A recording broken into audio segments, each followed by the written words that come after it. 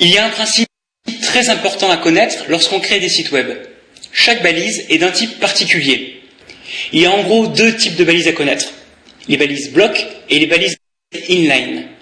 Il est important de bien les reconnaître lorsqu'on fait la mise en page de son site web. Dans ce chapitre, nous allons notamment apprendre à modifier la taille des blocs et à jouer avec les marges.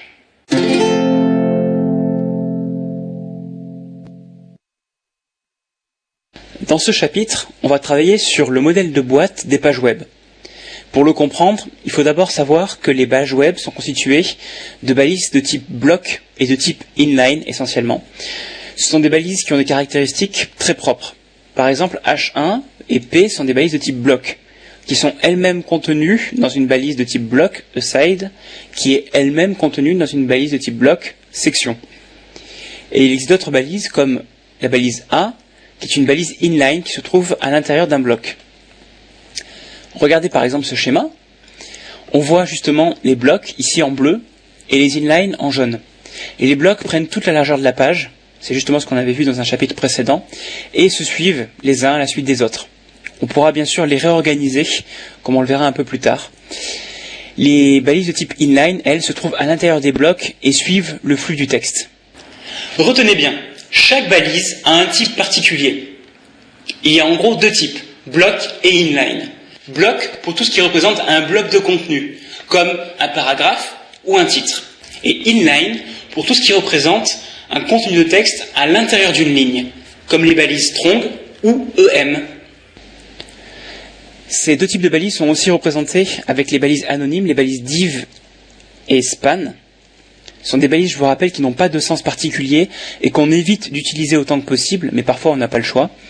Et div, justement, est une balise de type block, qui a les caractéristiques donc d'une balise H1 ou d'une balise P, et span est une balise de type inline. Les balises span et div sont souvent très pratiques, mais n'en abusez pas.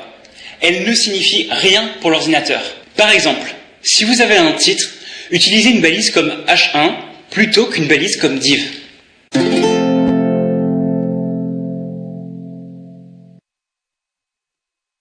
On va s'intéresser ici particulièrement aux balises de type bloc.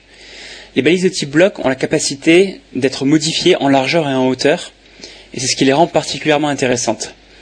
Ici, on va s'amuser à modifier ce paragraphe, qui se trouve être à l'intérieur d'un aside. Donc je vais écrire aside P. Je vais lui donner une couleur de fond, pour qu'on voit bien comment ça se comporte. Voilà, j'actualise déjà. Et on a une couleur de fond grise qui nous montre que le bloc prend bien toute la largeur de la page, autant qu'il peut en fait. Maintenant, on va lui appliquer une largeur spéciale, width 50%, qui indique donc qu'on veut que le bloc prenne 50% de la largeur. Voilà, il prend 50%. Je peux réduire à 30%, et on voit d'ailleurs que le texte va automatiquement à la ligne. On peut aussi l'écrire la largeur en pixels. 350 pixels. Voilà, là le bloc fait précisément 350 pixels. On peut aussi modifier la hauteur de l'élément avec 8. Je vais donner une valeur par exemple de 120 pixels. Ça veut dire que le bloc prendra 50% de la largeur de la page et 120 pixels de haut. Voilà. On voit d'ailleurs que quand on agrandit la page, automatiquement, le bloc prend toujours 50% de la largeur. Plus fort encore, on peut rajouter une hauteur ou une largeur minimale, comme ceci. Min width, 300 pixels. Ce qui veut dire que le bloc prendra 50% de la largeur, et que dans tous les cas, il fera au moins 300 pixels de large. Regardez ce que ça donne. Ici, il fait 50% de largeur. Il fait toujours 50% de largeur, mais si je réduis, il refusera de trop se réduire parce qu'il veut faire au moins 300 pixels de large. Et on peut faire de la même chose d'ailleurs avec 8, avec min 8. On peut aussi donner une max width de, par exemple, 500 pixels. Et là, le bloc ne dépassera pas les 500 pixels de large. Voilà, là on voit, le bloc ne dépasse pas les 500 pixels de large.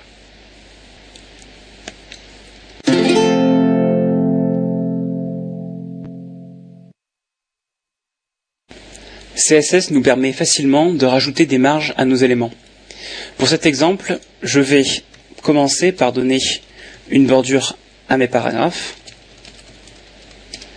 une dimension précise, ici 350 pixels, et je vais leur rajouter un alignement justifié, ce qui nous permettra de bien voir les paragraphes. Voilà, pour l'instant j'ai rien fait de spécial. Et maintenant je vais rajouter une marge. Alors, il faut savoir qu'il existe deux types de marges. Il y a les marges intérieures, qu'on appelle padding, qui se trouvent être entre le texte et la bordure, et des marges extérieures, appelées margin, entre la bordure et les éléments autour. Alors commençons déjà par la marge intérieure. Padding, je vais mettre un padding par exemple de 20 pixels. Voilà, ce qui a pour effet de laisser 20 pixels de marge entre le texte et la bordure.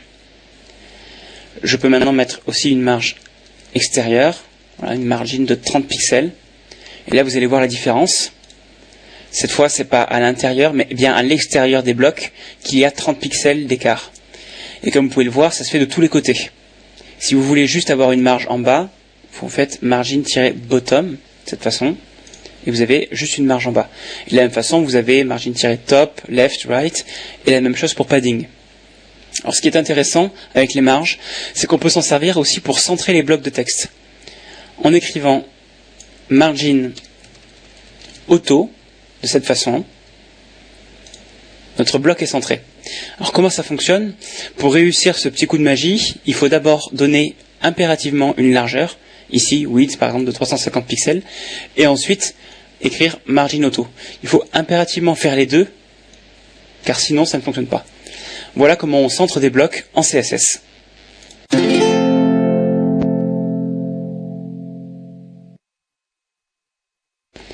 Parfois, il arrive que le texte dépasse des limites du bloc, notamment quand il y a beaucoup de texte et que le bloc est un peu serré. Et heureusement, dans ce type de cas, il existe des solutions. Alors, voyons voir ce que ça donne quand on réduit un petit peu la taille du bloc. Par exemple, je vais mettre un width de 250 pixels. Ici, le bloc est plus serré, mais s'agrandit en hauteur. Et si je veux être un peu méchant, je rajoute une hauteur fixe aussi. Et là, qu'est-ce qui se passe ? Eh bien, on voit que le texte continue à dépasser du bloc, même quand il n'y a pas la place. Alors, dans ce type de cas, il existe la propriété overflow, qui possède plusieurs valeurs. La première que je vais vous montrer, c'est hidden, qui a pour effet de cacher le texte qui dépasse. C'est pratique dans certains cas, mais pas toujours ce qu'on veut. Sinon, je peux vous conseiller d'utiliser auto, qui a pour effet de rajouter des barres de défilement quand c'est nécessaire. Et du coup, on peut naviguer à l'intérieur du bloc. Il existe aussi un autre type de cas où un autre attribut sera particulièrement utile. C'est quand on a une très longue adresse web. Je vais modifier mon paragraphe pour simuler ça. www. Le nom super long de mon site web qui n'en finit pas .com. Voilà, c'est vraiment très long. Et là, si j'actualise, on voit qu'on a une barre de défilement horizontale avec overflow auto. Et supposons que je ne veuille pas cette barre de défilement et que je souhaite que le texte aille à la ligne. Pour ça, on va utiliser word wrap break word comme ceci. Et ça a pour effet de forcer la césure du mot et donc le texte va automatiquement à la ligne.